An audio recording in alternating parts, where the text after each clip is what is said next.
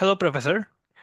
Welcome to the presentation of the most important factors of ethical leaderships that I have gathered from the video from the live class activity. Upon watching the video from the Mecom School of Business, I have identified three leadership factors which seems to be more important. I have also identified one leadership factor from my line of work and experience.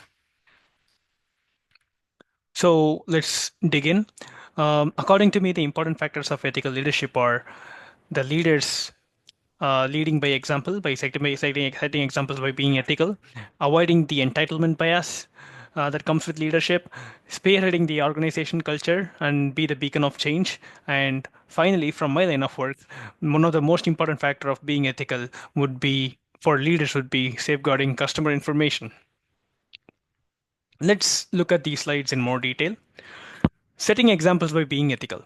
Ethical leadership begins by the modeling behavior that comes from the leaders, and by being ethical, a leader can inspire his or her employees to be ethical. And it has been reported that inspired employees outperform others from an ethical standpoint. And employees are 5 times more likely to act ethically when they believe their leaders are ethical. And this graph shows that in multiple aspects of the business, starting from customer satisfaction, employee loyalty, innovation, adaptability, and business growth, often employees um, achieve high performance rates when they believe the leaders are when they are inspired from their leaders. As you can see, the performance levels are in the 90th percentile for people who are inspired. Moving on to the next important factor, avoiding entitlement bias. This is an important factor because the power that comes with leadership can distort perception, and leaders can somehow can somehow get pulled into the belief that rules don't apply to them, which will make them act unethically in certain circumstances. Being self aware, opening to feedback, and being accountable on each and every activity of a leader is highly important to avoid entitlement bias. And the graph here shows that uh, the impact of being more humble directly proportional to the increased effectiveness of a company and a business. As you can see, being more humble, the leadership and the business can grow in efficiency from between to 78% compared to being more arrogant and being more, uh, being acting with more entitlement. The efficiency of the company will ultimately decrease. Spearheading organizational culture. One of the most important ways of being one of the important fruitfulness of being ethical is forming of a good culture in a company. And by being ethical leadership, the ethical climate and the organizational culture, policies, rewards, and daily decisions are often the spearheading factors for shaping a culture of a company. And here we should keep in mind that ethics is a commitment. It's not that something comes with the activity of leader.